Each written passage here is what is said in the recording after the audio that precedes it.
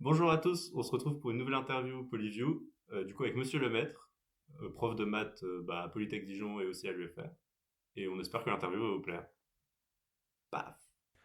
Déjà, merci beaucoup d'être venu et on est ravis de vous avoir. Est-ce que vous pourriez vous présenter vite fait pour les personnes qui ne vous connaîtraient pas forcément ou qui Bah, vous ont pas eu en cours par exemple? donc je suis François Lemaître, je suis professeur ici, je suis arrivé il y a un an et demi, et donc j'enseigne les mathématiques ici, et donc étant professeur, j'ai aussi une activité de recherche au laboratoire de maths un peu plus loin. Ensuite, du coup, est-ce que vous pouvez présenter vite fait qu'est-ce que vous avez eu comme parcours scolaire? Si vous avez fait lycée dès le début, c'était prévu que vous vouliez faire de la recherche en maths, ou alors c'était un peu plus incertain et c'est venu plus tard? Ok, du coup au niveau du parcours, j'ai vraiment suivi le parcours le plus confortable, je pense, pour faire ce métier. On est beaucoup à avoir fait ça. Et c'est donc le passer par les classes préparatoires, puis avoir la chance d'être recruté dans une ENS, donc une école normale supérieure. Donc ça, c'est quelque chose d'assez génial, parce que du coup, on est payé pour faire ses études pendant 4 ans.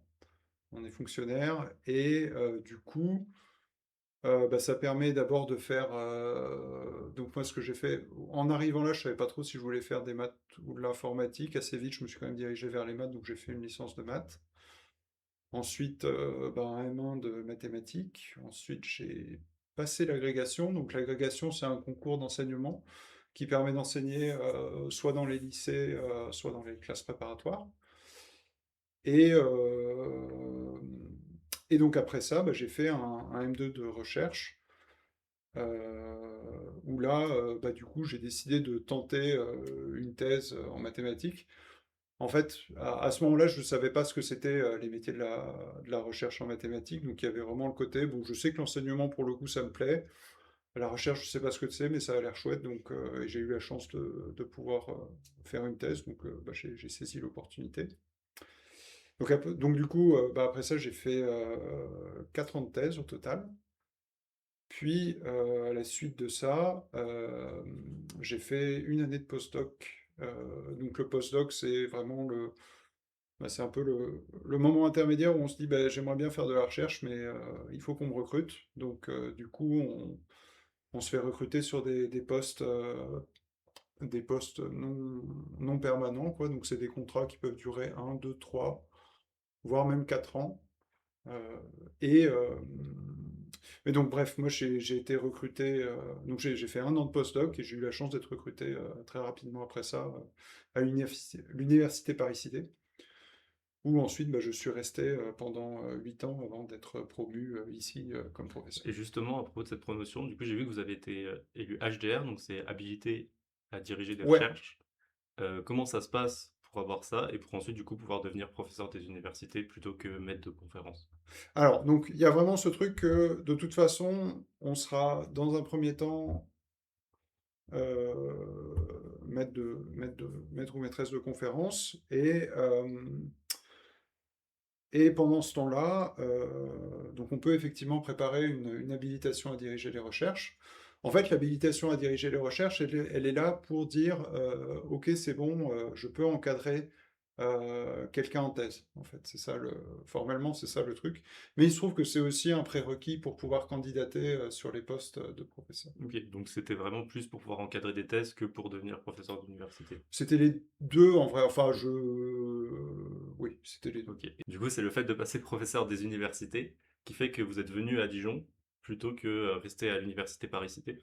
Tout à fait, ouais. En mathématiques, il y a de toute façon, enfin, les gens ont tendance à, comment dire, valoriser le fait de, de bouger, de changer de laboratoire. Donc c'est vrai que pour passer professeur en mathématiques, c'est pas vrai dans d'autres disciplines.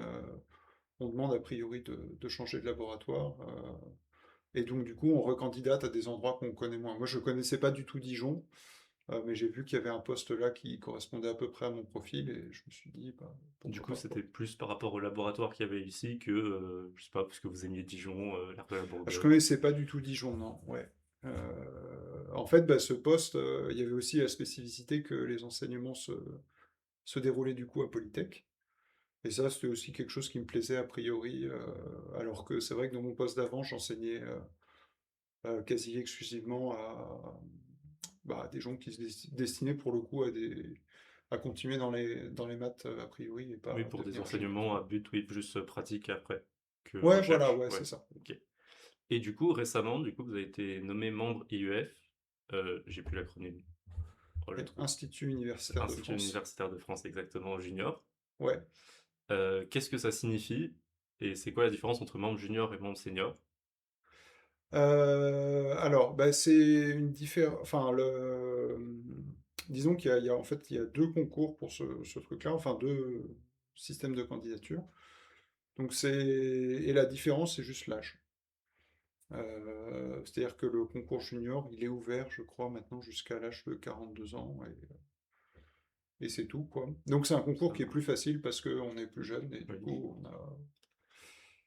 Du bon, coup, vous êtes nommé pour 5 ans. ouais, Du coup, j'ai lu que vous avez différents buts sur ces 5 années. Du coup, normalement, il y a un but de recherche. ouais, Du coup, c'est quelque chose qui porte sur la théorie des ensembles. Alors, j'ai pas tout compris de ouais, ouais, l'intitulé. ouais. Est-ce que vous pouvez expliquer vite fait, en simplifiant un peu, ça consiste en quoi, cette recherche-là précisément, quoi?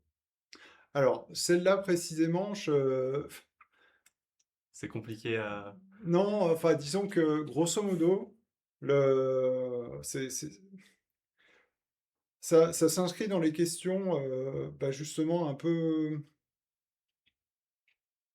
comment dire ça bien? Là, ouais, puisque vous avez dit théorie des ensembles, je vais préciser, et c'est très important, hein, c'est théorie descriptive des ensembles.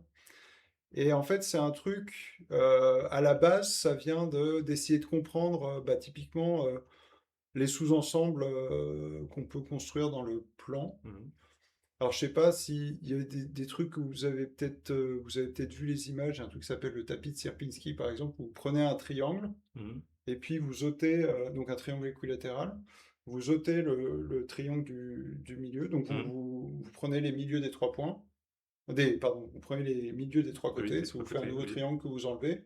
Du coup, Ok. maintenant, vous avez trois triangles, Mhm, et sur chacun, vous recommencez, vous enlevez des trucs comme ça. ok. Vous continuez. Et le genre de question qu'on se pose, c'est un peu, bah, c'est quoi le genre d'objet qu'on peut construire comme ça?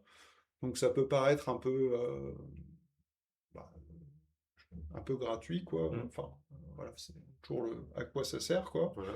on va dire. Et en fait, la théorie descriptive des ensembles, donc ça part un peu de ça. Et le truc qui est super sympa, c'est qu'il y a un certain nombre de problèmes mathématiques euh, où il y a un certain nombre, disons, de propriétés d'objets mathématiques. Par exemple, je sais pas moi, être un nombre irrationnel, Mhm, donc pas s'écrire sous la forme P sur Q, euh, bah ça vous fait aussi un ensemble. ok. Et vous voulez bah, justement essayer de le décrire et de comprendre à quel point c'est compliqué, par exemple, d'être un irrationnel. Donc Mhm, vraiment essayer de comprendre cet ensemble-là, la forme qu'il peut avoir, des choses comme ça. Bon, l'exemple que je choisis est pas idéal en vrai, il faudrait parler de choses un peu plus compliquées. Mais disons qu'il y a vraiment plein d'objets mathématiques où on regarde une propriété qu'ils doivent satisfaire. On regarde en fait l'ensemble des objets qui satisfont cette propriété.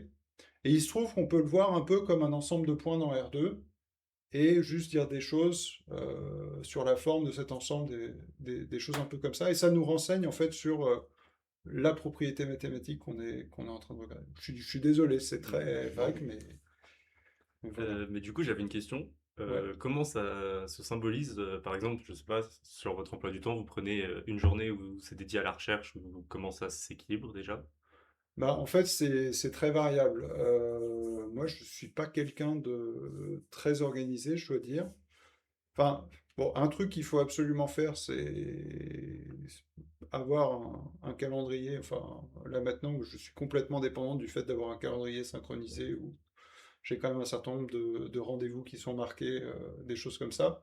Mais justement, pour le coup, en dehors de ces temps de rendez-vous et d'enseignement, je planifie pas particulièrement ce que je vais faire. C'est-à-dire qu'il y a toujours, on est toujours un peu dans l'urgence, enfin, et du coup, les priorités, enfin, j'ai toujours un peu l'impression de naviguer à vue. Là, par exemple, hier, j'ai appelé des collaborateurs, donc on avait prévu un rendez-vous le matin pour discuter d'un article qu'on est en train d'écrire ensemble. Et il se trouve que ça s'est pas très bien passé au sens où on n'était pas d'accord sur Mmh. quoi faire. Et l'après-midi, j'ai pu prendre le temps pour écrire une proposition un peu plus complète de ce qu'on va faire. Et du coup, faire de la recherche là-dessus, vraiment écrire un peu plus ce que j'avais en tête. Mais c'était pas quelque chose que j'avais prévu. Mais ça, c'est très variable aussi. Là, par exemple, au premier semestre où j'enseignais davantage, j'aurais pas forcément pu faire ça. Ouais. Donc c'est très variable. Il y a des grosses contraintes enfin, il y a plein de choses qu'on doit faire assez vite. Et le temps qui reste, disons que c'est du temps consacré à la recherche. Et du coup, vous avez mentionné avant que, plus jeune, vous hésitiez un petit peu avec l'informatique. Est-ce qu'aujourd'hui, vous vous servez de l'informatique pour votre, travail de recherche? Bah, un peu, ouais, enfin, j'aimerais bien plus en vrai, parce que j'adore la programmation, les ordinateurs, c'est vraiment un truc ouais, que j'aime bien, quoi.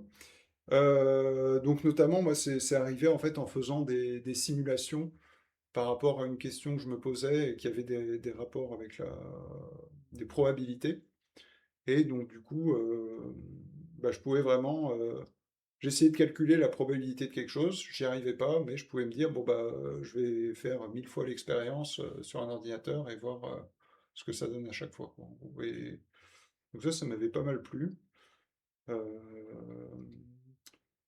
Sinon, en dehors de ça, ça m'est pas arrivé. Et le truc aussi, oui, un truc, que j'aime bien raconter par rapport à ça, donc toujours ce problème où j'ai dû faire des simulations, c'est que, en fait, du coup, j'ai produit à un moment des images qui correspondaient à ce que, ce que mon truc aléatoire donnait, quoi. OK. Et il y a quelqu'un, en fait, qui fait des probabilités à un moment qui a fini par me dire: «Mais attends, mais ça, j'ai déjà vu ça quelque part». Et il se trouve que l'article où il avait déjà vu ça, en fait, ça répondait complètement à la question que je m'étais posée. Donc ça montrait aussi le fait que c'était pas mal de faire des simulations juste Oui, c'est un bon par moyen de rapport à ça, quoi. visualiser, les résultats et tout Et ça. puis ouais, juste ce truc que, en fait, quelqu'un a déjà vu ça, alors que si je raconte le problème, c'est hyper Oui, c'est compliqué austère de et mmh. abstrait. Enfin, on se dit, oui, bon, tu regardes ça, ok, c'est sympa, mais là, Et c'était aussi, j'ai vu sympa. que en autre but que, du coup, votre travail de recherche sur les 5 années, Ouais, vous aviez aussi comme but d'intégrer, Lean, du coup un langage de programmation, j'ai vu que vous avez ouais, mentionné ça, pour faire des preuves mathématiques et d'aide à la vérification de code de logiciels. Et ouais, du coup, ça m'a intéressé. ouais. Comment ça peut aider à vérifier du code logiciel, par exemple? Surtout dans notre cas, Alors, parce que moi je suis en IE, donc Donc Lean, alors je dois dire que pour l'instant c'est pas le truc sur lequel j'ai plus travaillé, OK. mais donc j'ai Après ça donc fait moi que ça j'ai fait moins d'un vraiment an, oui. disons j'ai un peu d'expérience sur Lean en tant qu'assistant de preuves mathématiques. Mmh. Et de ce que j'ai compris, enfin disons que Lean, ça il y a vraiment ça repose sur le fait que essentiellement, une preuve mathématique, ça peut se comprendre comme vraiment une fonction, hem, une fonction vraiment au sens fonction Mmh. d'un langage de programmation. Et comment dire? Le formalisme est suffisamment bien fait pour que, en écrivant du Lean, on trouve un énoncé mathématique que moi j'arrive à comprendre.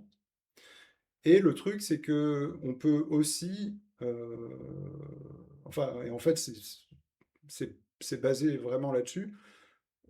Quand on crée en ligne, de ce que j'ai compris, par exemple, si je crée un programme et que je dis c'est une fonction qui a un entier associé à un entier pair, Mmh. donc il y a un système de typage qui est hyper restrictif. Du coup, si je dis cette fonction, elle associe à un entier pair, en ligne, il faut que je prouve que l'entier il est pair à la fin. Je suis OK. obligé de faire ça.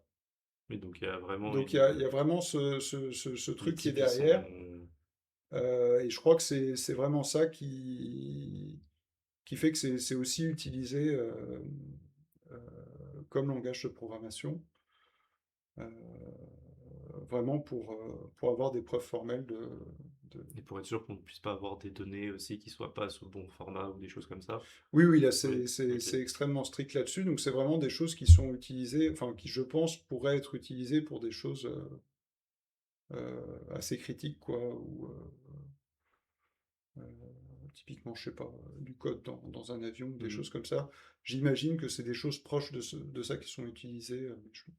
J'avoue que pour l'instant, j'ai pas regardé en détail. Et du coup, maintenant qu'on a un peu balayé votre CV, Ouais, on va partir un peu plus sur une partie loisirs. ouais, Du coup, notamment sur votre site, on a trouvé l'archive de votre blog, ouais, avec lequel d'ailleurs vous aviez un petit lien où vous dites que SFR hébergeait plus l'ancien. oui. Et on l'a retrouvé, je sais pas si vous C'est vrai? savez, oui. Bah, en fait, on peut y avoir accès avec un site qui s'appelle Wayback Machine, qui fait des captures Ah, mais d'écran je d'internet. savais pas qu'il l'avait gardé, en fait, parce que je connaissais ce site, mais ah, Ok. d'accord. Ah, Et bah, bah je du coup, on est regarderai, du retombé coup. dessus, et du coup, on a vu que vous étiez plutôt dans la culture pop, avec beaucoup de bandes dessinées, et que des fois, vous étiez essayé au manga. Ouais, Est-ce que vous avez bah, des choses que vous avez particulièrement aimées ou des recommandations bah là, récemment, bah, je peux recommander de manière générale une maison d'édition de BD que j'aime beaucoup qui s'appelle Exemplaire Édition. Ils font en fait, c'est un mode de fonctionnement assez particulier parce que toutes les BD sont financées comme des trucs en crowdfunding. Mhm. Et donc voilà, donc en général, je pense ils espèrent avoir, je crois, il leur faut 10 000 € quoi, de précommande pour pouvoir lancer le truc. Et ce que j'aime bien, c'est que c'est plein d'artistes assez jeunes et avec, enfin, hyper variés. Et il y a vraiment, enfin, Oui, c'est des personnes qu'on n'aurait pas forcément découvertes sans ça, ouais, quoi. c'est ça. Et bah, en général, je trouve que c'est super, quoi. Parce qu'il y a quand même vraiment un truc de. Il y a un choix éditorial qui est fait Mhm. avant, quoi, qui est de dire, bon, bah, ok, il y a cette jeune personne. Donc, ouais, il y a pas mal de gens qui, notamment, avaient euh, postaient pas mal sur Instagram, des choses comme ça, qui veulent en faire une BD et qui sont passés par là. Et ouais, il y a vraiment que de la qualité, quoi. Enfin, c'est super. Si, du coup, dans vos CM ou des fois dans vos TT, il y a des mentions ou des références à des jeux vidéo ou des événements liés au monde de l'Internet, est-ce que vous suivez activement ou est-ce que c'est plus parce que il y a certaines idées que vous aimez bien? Je pense notamment à un TD où on avait le The Event, des choses comme ça. Ouais, bah disons que c'est des choses que je suis un peu, je suis pas de très très près. Là, le The Event, par exemple, c'est juste que, enfin, dans les vidéos dans les vidéastes que je suis sur YouTube, bon, il y en a peu, mais il y a le joueur du grenier. Mhm. Et du coup, j'avais regardé aussi ça, et voilà. Non, c'est vrai que le joueur du grenier, ça fait longtemps. Moi, je me souviens que ma mère me passait des vidéos des fois quand j'étais petit de lui. Donc Ah, ça croise les très bien. générations. Est-ce que vous avez un souvenir bon ou mauvais ou particulier avec un élève, du coup, que ce soit sur vos 10 années à Paris ou ici? Un souvenir avec un élève Ça peut être un spécifiquement. catastrophique comme un exceptionnel, mais bon. Oh, alors c'est. Si c'est un élève d'ici, je préférerais qu'on évite de l'enfoncer. Après, je vais avoir des problèmes, mais Non, mais alors ouais. Bah, je peux vous dire en tout cas que dans les j'ai un souvenir particulier. Donc je vous disais là justement que quand j'étais à Paris, donc j'enseignais pour des gens qui se destinaient aux mathématiques. Et bah, je me suis retrouvé à un moment à faire un TD pour un cours de M2 où c'est le genre de choses où j'y vais en me disant bah c'est bien, je connais pas, mais au moins comme ça je vais apprendre. Mais là c'était vraiment un peu trop un peu trop limite et j'ai vraiment eu la chance d'avoir sur ce TD-là des étudiants qui clairement savaient faire les choses mieux que moi et qui du coup pouvaient faire le TD. Donc j'ai pu faire ce truc de pas savoir pas savoir faire un exo, arriver en TD et dire, bon, ce qui n'était pas la chose la plus oui. agréable du monde, mais avoir effectivement quelqu'un qui est allé au tableau et qui a tout fait. Plus c'était confortable parce que du coup, à un moment, par exemple, je me suis rendu compte qu'il y avait une petite erreur dans ce qu'il avait fait. Je me Mmh. dis, ah non, là, attention, machin. C'est vraiment Prendre la tout. position, oui, la position Ouais, arrière quand c'est quelqu'un conduit, ça. quoi. Ah moi j'aurais Donc pas voilà, le stop, c'est. il était pas bien marqué. Ouais, ouais, ouais. Non, donc c'était pas mal de pouvoir faire ça. Du coup, vous aviez dit que vous aviez bien aimé enfin, vous vouliez devenir prof parce que vous aimiez le monde de l'enseignement. Qu'est-ce qui vous attire particulièrement, dans l'idée d'enseigner à des gens? Bah, en fait, je trouve ça hyper, hy- hyper important, mais c'est pas tellement. Enfin, il y a vraiment un plaisir au fait de réussir à transmettre et à partager une idée. Enfin, je trouve que c'est ça qui est chouette et c'est aussi un truc important dans ma recherche, en fait. Enfin, mais je pense dans la recherche de tout le monde, quoi. Mmh. C'est-à-dire que bah, on fait un exposé de recherche. En vrai, le but, c'est que les Oui, que des gens. gens le lisent et apprennent. Ouais, voilà, Ouais. c'est ça. Et c'est un truc qui, ouais, qui me tient particulièrement, enfin, qui me fait vraiment plaisir. Et donc, ouais. Est-ce qu'il y a une dimension différente quand on est prof, qu'on se rend compte de ce qui se passe à l'échelle de l'université, par exemple? Parce que moi, je sais qu'en tant qu'élève, ici, du coup, je suis dans l'université, mais je sais pas ce qui se passe, au niveau des professeurs et cetera. Est-ce qu'il y a vraiment une vision différente de comment la structure globale fonctionne?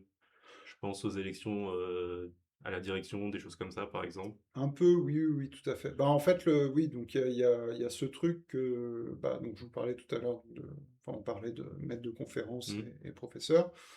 Oui, la faculté est quand même assez hiérarchisée, et je trouve que c'est dommage d'ailleurs, et qu'on devrait avoir juste un poste, enfin, devrait pas y avoir cette distinction qui, je trouve, crée plus de difficultés qu'autre chose. Oui, comme par exemple Surtout maintenant que, pardon. oui, non, comme par exemple dans les lycées, avec, les profs qui sont agrégés ou les profs Voilà, qui sont c'est oui, vraiment le même genre parce qu'au fond, tout le monde de. veut juste enseigner et oui.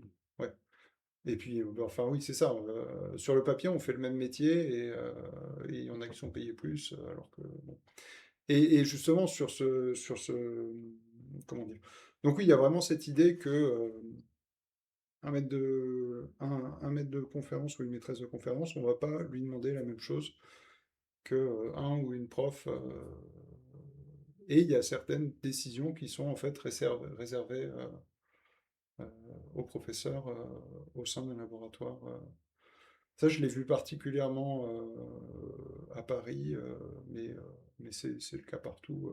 Bah, ne serait-ce que le moment où il faut recruter un ou une prof, ça c'est fait exclusivement. Le comité de sélection qui donc choisit la personne Mmh. est constitué exclusivement de professeurs, quoi. Mais du coup, une hiérarchie peut-être un peu trop ancrée, un peu trop conservative? Bah, Ouais. c'est-à-dire que ça correspond pas du tout à la pratique des mathématiques, en fait. C'est-à-dire que quand on travaille avec des gens en recherche, Mmh. c'est quelque chose qui disparaît complètement. Et, Il n'y a pas et on d'idée a ça de par contre au niveau de l'organisation des maths, et c'est très spécifique à la France, en fait. oui, Euh, à l'étranger, il n'y a pas de niveau de hiérarchie, entre matheux? oh, enfin, disons que ça dépend des universités, OK. mais si je prends l'exemple des États-Unis, bon, qui n'est pas l'exemple qui fait le plus rêver en ce moment, c'est enfin l'équivalent d'un poste permanent, c'est euh, enfin, comment dire? Il y a le fonctionnement est un peu différent parce que du coup, quand on arrive, on n'est pas titularisé tout de suite. OK. Mais disons qu'au moment où on est titularisé, bon bah c'est voilà, on est prof On est et c'est bon, titularisé et tout le monde est pareil. voilà quoi. Il n'y a pas de jeu d'ancienneté ou de Non, il y a pas de choses comme ça. Après, je pense qu'il y a toujours le fait que oui, bah si ça fait plus longtemps que vous êtes là, on vous demandera. Enfin, vous aurez forcément un poids un peu différent, mais il n'y a pas de règle formelle qui dit non, toi, tu n'assistes pas à cette mmh, réunion, quoi. Enfin, en tout cas, à ma connaissance, hein. J'espère que je dis pas trop de bêtises, mais bon, c'est ce que je j'ai pense cru que déjà vous comprendre. savez mieux que moi, donc est-ce qu'il y a des inconvénients particuliers au métier? Parce que du coup, on a vu un petit peu, les bonus, notamment le côté aimer, partager et apprendre à des gens. Ouais. Est-ce que par contre, il y a des inconvénients ou des choses qui on est obligé d'assister à certaines réunions pas utiles, par exemple, ou Ouais, ouais, ouais. Bah, en fait, disons que il y a en France, mais pour le coup, pas seulement, c'est un problème assez global. un problème, enfin je trouve en tout cas au niveau de l'organisation de la recherche, qui fait que on est si on veut par exemple, pouvoir encadrer des gens en thèse ou avoir des post-doctorants, donc ce qui est assez chouette parce que du coup bah, ouais, c'est toujours ce truc de enfin des personnes plus jeunes, à qui on a des avec qui, on peut discuter, donc ce qui est super. Particulièrement encadrer quelqu'un en thèse, c'est vraiment une expérience qui me plaît énormément. En fait, il y a tellement peu de financement pérenne qu'on est obligé de demander des projets.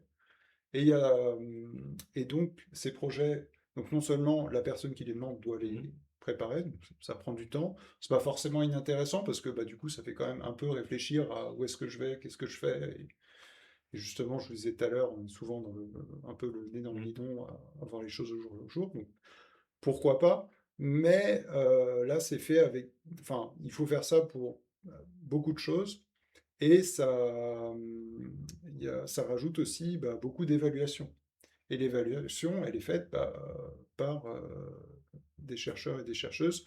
Et du coup, bah, ça leur prend du temps aussi. Donc, euh, donc voilà. Et justement, ce truc-là d'évaluation, j'ai commencé à le voir très vite en passant de maître de conférence à professeur. C'est quelque Mhm. chose qu'on m'a demandé quasiment tout de suite, qui prend du temps. Après, donc ouais, il y a cet aspect-là que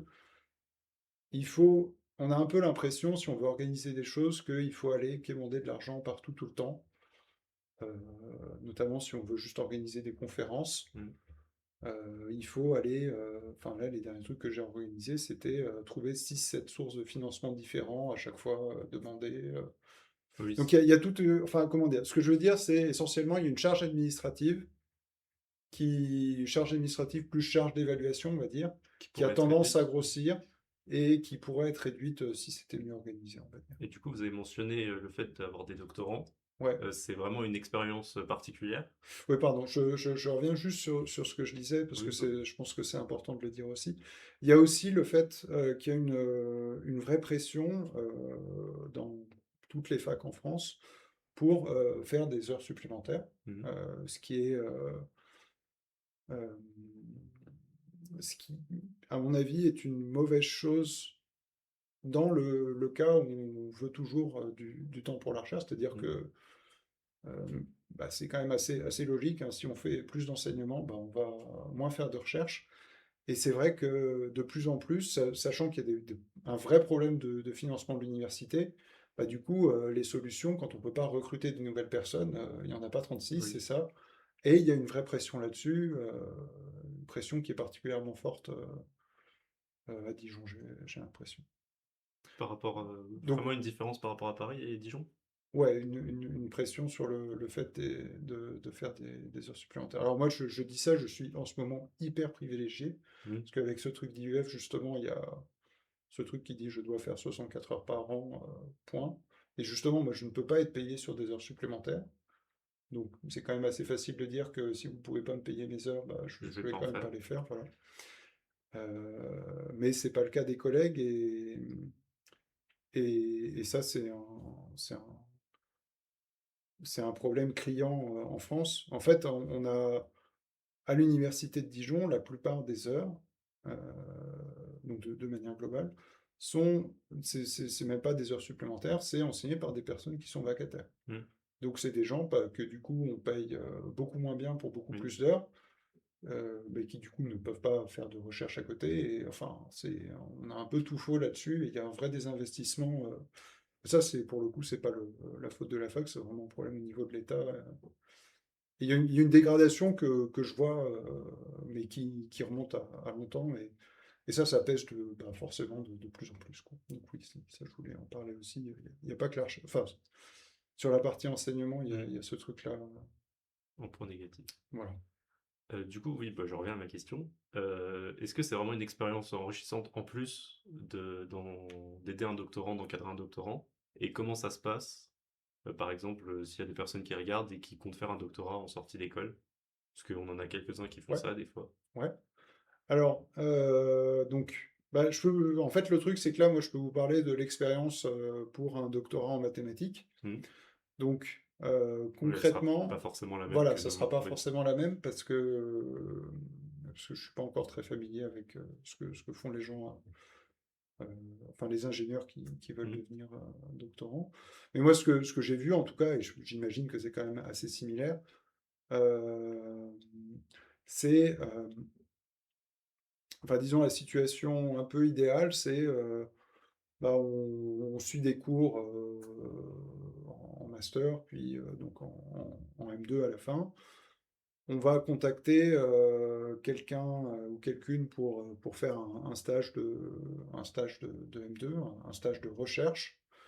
Et il y a vraiment cette idée que si ça se passe bien, il y aurait un financement pour faire une thèse après. Donc ça, c'est la situation idéale où, donc moi, c'est le truc, comme je l'ai vécu moi donc en étant à cette école, à l'école normale supérieure. Cette école, en plus, oui, le truc qui rend ça d'autant plus confortable, c'est qu'en plus, ils fournissent pour la majorité des gens un financement de thèse spécifique. Donc c'est pas à la fac de financer Mhm. pas à la fac de la personne qui va diriger votre thèse de financer la thèse, Mhm. mais c'est l'ENS qui le fait directement. Donc bref, enfin, c'était pour dire que voilà, la partie financement, ça peut être plus ou moins compliqué.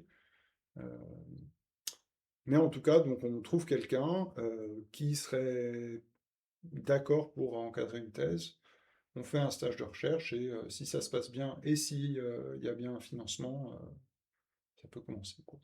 Ça va. Est-ce que vous, du coup, bon, on en a parlé un petit peu avec Lynn, mais il y a quelque chose que vous voulez amener en plus dans l'école, dans l'idée de vouloir enseigner aux étudiants qui sont en prépa intégrée, soit une rigueur supplémentaire, ou alors est-ce qu'il y a quelque chose que vous voulez amener à l'école en plus, quoi?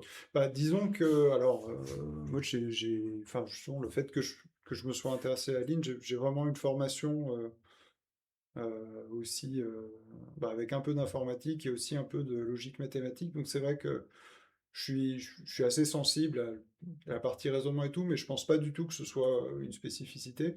Je pense qu'en fait, enfin, un truc que je peux dire globalement je pense sur l'équipe enseignante en maths, c'est on essaie à la fois donc de vous fournir des outils qui vont vous servir bah, en tant que Mhm. futur ingénieur, ou au moins qui vont vous servir, disons, pour suivre d'autres cours à Polytech. Mhm. Et un autre truc qui nous tient à cœur, c'est aussi ouais, d'expliquer un peu ce que c'est qu'un raisonnement, au sens où, voilà, de vous faire sentir en maths, il y a ce côté où on arrive à se mettre d'accord sur le fait que quelque chose est vrai. Et quand on dit on arrive à se mettre d'accord, c'est on est vraiment d'accord, d'accord, Oui, quoi. Il n'y a il n'y pas a de pas de doute certitude. là-dessus, il n'y a pas de peut-être que, ou. Donc c'est. Et je trouve que c'est. Enfin, c'est un truc important par rapport à l'enseignement des sciences en général, quoi, qui est pas spécifique à Polytech, qui est quelque chose qu'on essaie déjà de faire avant, euh, euh, bah, je pense même dès l'école primaire, en vrai, Mhm. mais qui est très difficile à enseigner parce que euh, bah, ça demande du temps, en fait, et faut réussir à investir les gens là-dedans, quoi. Enfin, c'est... mais oui, il y a cet aspect-là, en tout cas, que j'aimerais bien apporter, disons, mais qui est pas spécifique à moi, finalement, que je pense qu'on partage avec l'équipe enseignante en maths, quoi. Ça marche. Est-ce que, du coup, question actualité. Du coup, lié à l'IA, est-ce que vous pensez que ça a un impact sur le niveau des élèves ou alors que ça a un impact sur le niveau des rendus? Oula, C'est un peu large. non, non,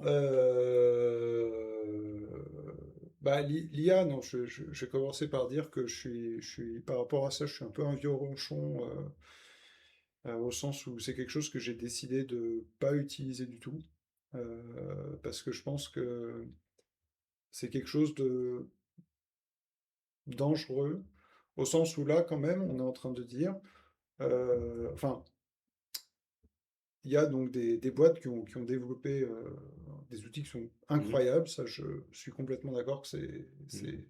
c'est assez génial, quoi. Enfin, mais la manière dont ça se passe, à savoir quelque chose qui est complètement privatisé, qui pour l'instant est gratuit, mais qui devient progressivement payant ou qui va Où progressivement oui, les avoir des modèles les pubs. plus supérieurs sont En forcément fait, payants. c'est un modèle qu'on a vu sur plein de choses, qu'on a vu sur Facebook par Mm. exemple. Facebook, j'étais au tout début, il n'y avait pas de pub.